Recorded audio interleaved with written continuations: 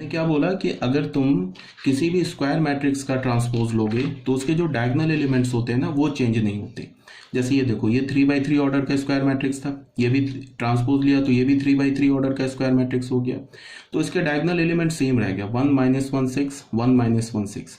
अब जो डायगोनल के कंजुगेट एलिमेंट्स हैं वो आपस में बस इंटरचेंज कर जाते हैं। जैसे ये देखो, 0 का कंजुगेट 2 था, यहाँ देखो 2 का कंजुगेट 0 था और 0 का कंजुगेट 2 था, तो ये दोनों आपस में इंटरचेंज हो गए।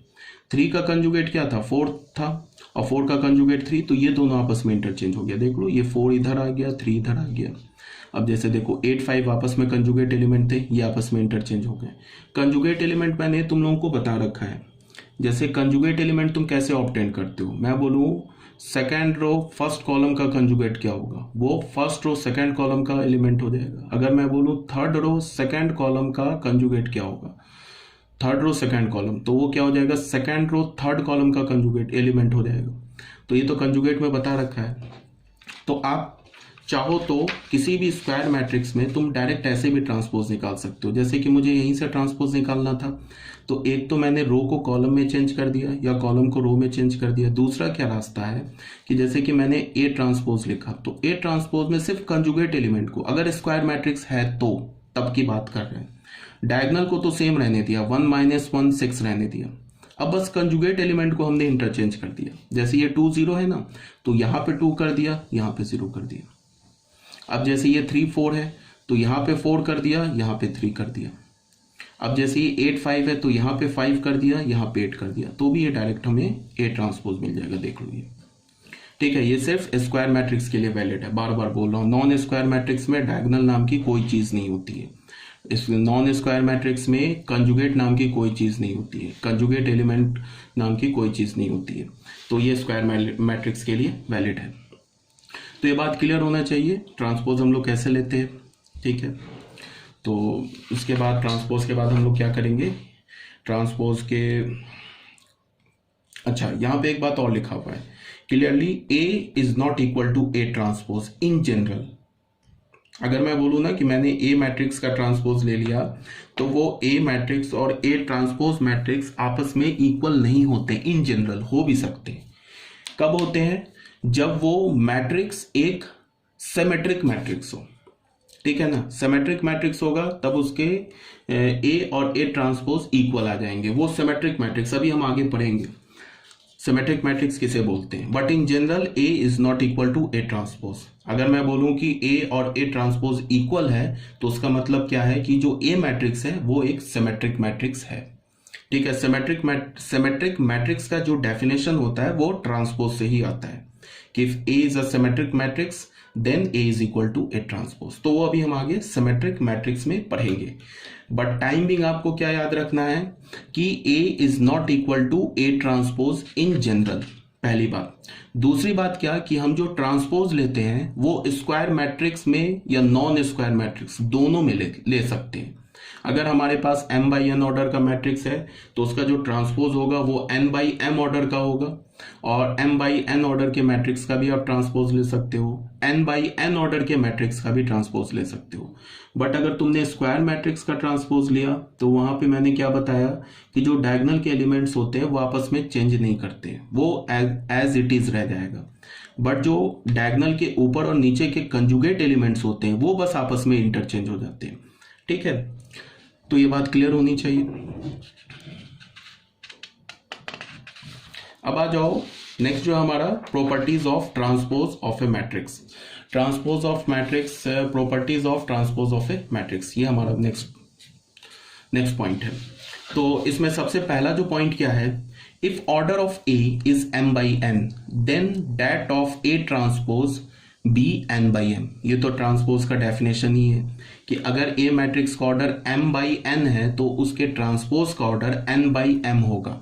ठीक है, ये तो फर्स्ट पॉइंट हो गया। सेकंड पॉइंट क्या है कि ए मैट्रिक्स के i jth का एलिमेंट और उसके ट्रांसपोज के j ith का एलिमेंट ये इक्वल होता है for all i and j। ये भी ट्रांसपोज के डेफिनेशन से आ गया जो अभी हमने पढ़ा। ये दो पॉइंट जो एक्चुअली, ये तो अगर कोई मैट्रिक्स का हम ट्रांसपोज लेंगे तो इस दो पॉइंट को वो सेटिस्फाई करेगा। ठीक है, तो ये तो ऑलरेडी हमने अभी कर रखा है। थर्ड पॉइंट में आते हैं कि किसी भी मैट्रिक्स का अगर तुम डबल ट्रांसपोज लोगे तो वो सेम मैट्रिक्स आ जाएगा। अब ये बहुत सिंपल सी बात है। तुम ऐसे सोचो, अगर मैंने ए मैट्रिक्स का ट्रांसपोज लिया तो हमने क्या किया, रो को कॉलम में चेंज कर दिया तो ए ट्रांसपोज आ गया। फिर ए ट्रांसपोज का ट्रांसपोज लिया तो फिर हमने क्या किया, रो को कॉलम में चेंज कर दिया। तो होगा क्या कि एक बार रो कॉलम में चेंज हो गया तो रो कॉलम बन गया। फिर जब कॉलम को तुम रो में चेंज करोगे तो ओरिजिनल वापस जो पहले ए मैट्रिक्स में रो था वही रो बन जाएगा। तो इसका क्या मतलब होगा, सेम मैट्रिक्स आ जाएगा।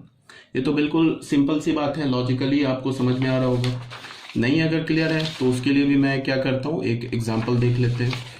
जैसे तुम एग्जाम्पल देखो, जैसे हमने कोई भी एक मैट्रिक्स ए मैट्रिक्स ले लिया, ट्रांसपोज के लिए जरूरी नहीं है कि वो मैट्रिक्स हमारे स्क्वायर मैट्रिक्स हो, नॉन स्क्वायर मैट्रिक्स का भी ट्रांसपोज एग्जिस्ट करता है।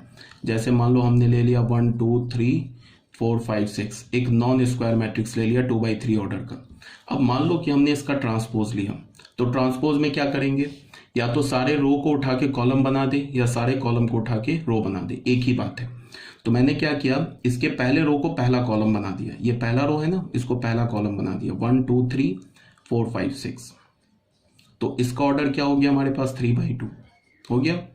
अब हमने क्या किया, इस ट्रांसपोज ए ट्रांसपोज का दोबारा से ट्रांसपोज लिया, ए ट्रांसपोज का दोबारा से ट्रांसपोज लिया। तो हमने यहां पे क्या किया था, रो को उठा के कॉलम बनाया। अब यहां पे मैं क्या करूंगा, कॉलम को फिर उठा के रो बना दूंगा, तो फिर ये तो सेम ही मैट्रिक्स आ जाएगा 1 2 3 एंड 4 5 6। तो ये क्या मिल गया हमें 8A। तो यहां से हमें क्या मिल गया, ए ट्रांसपोज का ट्रांसपोज इज ए। ये बात क्लियर होनी चाहिए, कोई प्रॉब्लम नहीं यहां तक, ठीक है। तो इसका क्या मतलब है, ये तो नॉन स्क्वायर मैट्रिक्स था, स्क्वायर मैट्रिक्स भी ले लो, उसका भी ट्रांसपोज लोगे, अगर तुम डबल ट्रांसपोज लोगे तो वो सेम मैट्रिक्स आ जाएगा, ठीक है। तो ये याद रखोगे। फोर्थ पॉइंट क्या है कि दो मैट्रिक्स का सम लेकर ट्रांसपोज लो या तुम ट्रांसपोज लेकर सम लो, बात बराबर है। दो मैट्रिक्स का डिफरेंस लेकर ट्रांसपोज लो या ट्रांसपोज लेकर डिफरेंस लो, बात बराबर है। यही बात यहां लिखा हुआ है, सम के लिए भी और डिफरेंस के लिए भी। इसका क्या मतलब है, A plus minus B transpose is equal to A transpose plus minus B transpose. चाहो तो तुम इसको वेरीफाई भी कर सकते हो, एक ए मैट्रिक्स ले लो, बी मैट्रिक्स ले लो, पहले उन दोनों को ऐड कर लो, उसके बाद ट्रांसपोज ले लो, या पहले दोनों का अलग अलग ट्रांसपोज लेकर ऐड कर लो, रिजल्ट जो तुम्हें मिलेगा वो सेम मिलेगा, ठीक है। इसी का जनरल प्रॉपर्टी है, इसी को हमने जनरलाइज कर लिया। जनरलाइज हम कैसे बोल सकते हैं, A1 matrix plus minus A2 matrix plus minus A3 matrix plus and so on up to AN matrix का transpose is equal to A1 matrix का transpose plus minus A2 matrix का transpose plus minus A3 matrix का transpose plus minus and so on AN matrix का transpose, ठीक है। अब आ जाते हैं 6 पॉइंट पे।